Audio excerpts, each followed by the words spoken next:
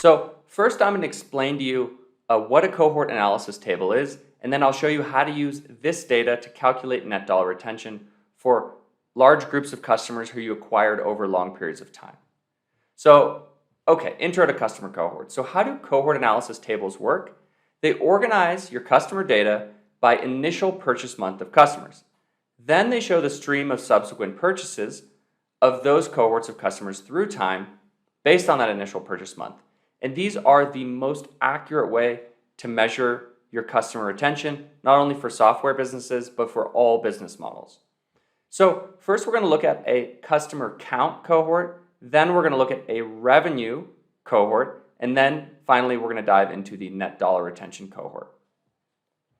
So here's an example. So for April 2022, which is the April 2022 cohort, we acquired 14 customers who bought for the very first time in April 2022. And so we just call this month zero because this is basically month zero or day zero of the customer lifetime.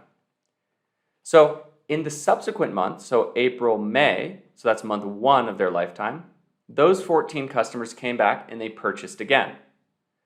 In the next month, so that would be June, they came back and they purchased again. So you can see that we acquired 14 customers and those customers stayed active for a period of 9 months straight, and we actually didn't churn a single customer. Now you'll see in other cohorts, like the March cohort, that we acquired 13 customers, and 4 months into their lifetime, we actually churned off 1 customer. And then you can see also at month 10 of their lifetime, we churned off another customer. So one quick thing, if you wanted to see all of the active customers that we had in April, would it be the 14 customers we acquired in April? No. It would be the 14 customers, of course, that were new customers in April, but then it would be anyone we acquired in March, but in the second month of their lifetime. So those would be the March customers, the March cohort, who are recurring in April. Then it would be the February customers in the second month of their lifetime. It'd be the January customers in the third month of their lifetime. So the total customers that we have in April here would actually be 48 customers total. But we're focused on looking at within each cohort, what is the retention behavior.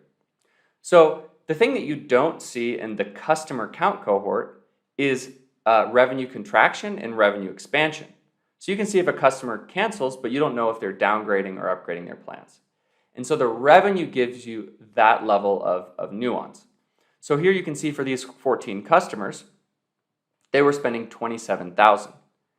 And so over time, even though it's just the same 14 customers over time, you can see that those 14 customers ended in month 9 spending $32,900. So they did have an increase in their revenue stream.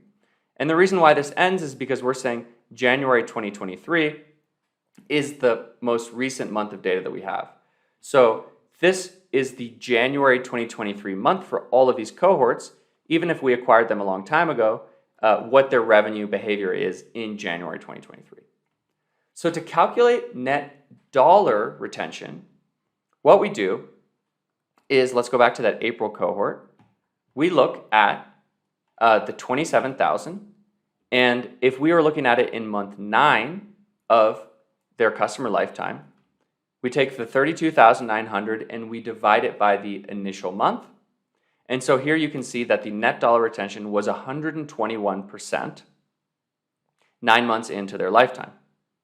And so the reason why it's nice to cohortize this data is you can look across cohorts and compare. Are our newly acquired cohorts, let's say the cohorts we've acquired in the last 6 months, performing as well as our older cohorts? So in month 3 of their lifetime, we're seeing that our newer cohorts are at 103%, 111, 112, 88. Is this comparable to the older cohorts? I think in this scenario, you can see that, yes, it is comparable, but sometimes you'll see an improvement in your net dollar retention at different points in the customer lifetime, or sometimes you'll see worse net dollar retention at different points in the customer lifetime. So you want to split out all the cohorts to make sure you can really see with precision what is the customer retention behavior and what is the breakdown across all these different customers that have all of these different ages.